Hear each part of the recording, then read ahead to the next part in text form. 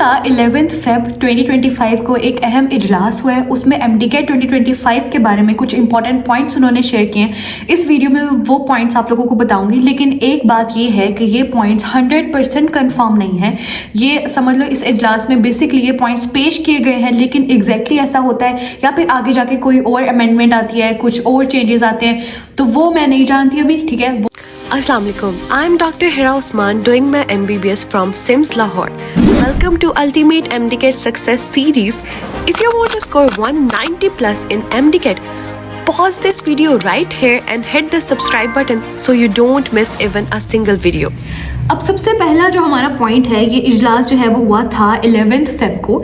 अब हम लोगों ने इसमें देखना है, इस पॉइंट में उन्होंने क्या हमें बताया कि जो MDCAT 2025 है हमारे पास, वो होगा सेंट्रलाइज्ड MDCAT, यानी कि वही बात जो मैं आपको काफ़ी अरसे से प्रेडिक्ट कर रही थी कि जो MDCAT 2025 है वो मोस्ट प्रोबेबली होगा नेशनल MDCAT। ठीक है, और एक यहाँ पे एक बड़ी इंपॉर्टेंट बात इन्होंने ये बताई है हमें कि MDCAT जो है वो ऑनलाइन होगा, कंप्यूटराइज बेस होगा, जैसे 2021 में हुआ था। लाइक हर स्टूडेंट का MDCAT अलग दिन पे था और जाके लाइक तकरीबन बैचेस बने हुए थे। ठीक है, अलग अलग डेट शीट थी और कंप्यूटराइज्ड एक MDCAT हुआ था। मोस्ट प्रोबेबली MDCAT 2025 उस तरह का एक ऑनलाइन MDCAT होगा। ठीक है, अब इसके अलावा एक पॉइंट ये है मुश्तरका MDCAT निसाब। इसके अकॉर्डिंग जो सारे प्रोविंसेस हैं उनका जो MDCAT है वो एक ही सिलेबस पे होगा। पहले इस तरह नहीं होगा कि हर प्रोविंस का अलग सिलेबस हो, और मोस्ट प्रोबेबली नेशनल MDCAT ही होगा। इसके अलावा एक इम्पॉर्टेंट पॉइंट जो है वो MDCAT की डेट के हवाले से एक इम्पॉर्टेंट पॉइंट है, वो ये है कि जो टेस्ट है वो जुलाई में 15 से, यानी कि जुलाई के में होगा और वो 15 से 30 दिन के दरमियान में।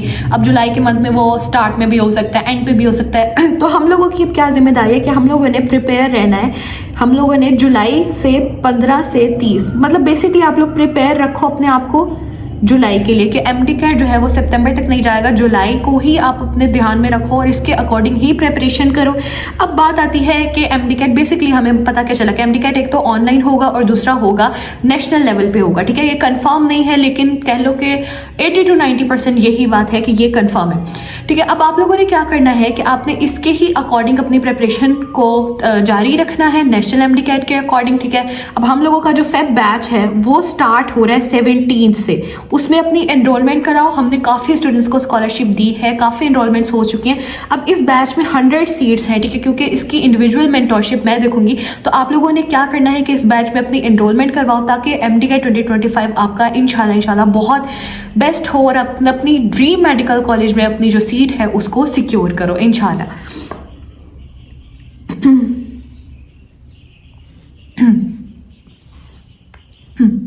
इसके अलावा एक इम्पॉर्टेंट पॉइंट ये बताया गया इस मीटिंग में कि जो MDCAT है उसके पासिंग मार्क्स बढ़ाकर हमारे पास 60% जो है वो पासिंग मार्क्स कर दिए गए। अगर आपको पता हो तो MBBS में भी अब जो पासिंग मार्क्स पहले होते थे वो थे 50%, लेकिन अब MBBS के पासिंग मार्क्स भी 50 से बढ़ाकर 55 कर दिए गए हैं।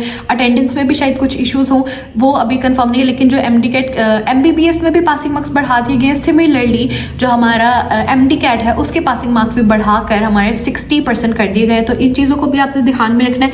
और बाकी ये था, यही बेसिकली इस मीटिंग में जो मेन पॉइंट्स थे वो यही थे। इसके अलावा अगर कोई क्वेश्चन है तो आप लोग हमारे व्हाट्सएप चैनल पे, व्हाट्सएप ग्रुप्स में आके हमसे पूछ सकते हो। ठीक है, पर्सनल नंबर पे भी कांटेक्ट कर सकते हो। यहाँ पे आपको वॉइस कॉल वॉइस का नंबर भी दिख रहा है, नीचे आप कमेंट्स में भी पूछ सकते हो। और जज़ाकल्लाह, thank you so much for watching this video.